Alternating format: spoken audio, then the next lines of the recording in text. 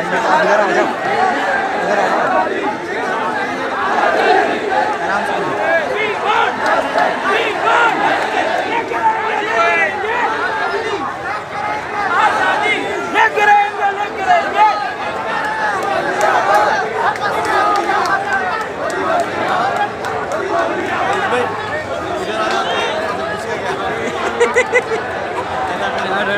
अब कोई नहीं आता।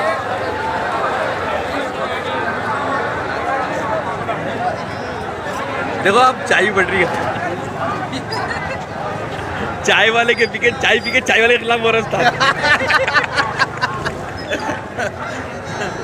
2 रुपए की चाय क्यों 5 रुपए लेता था?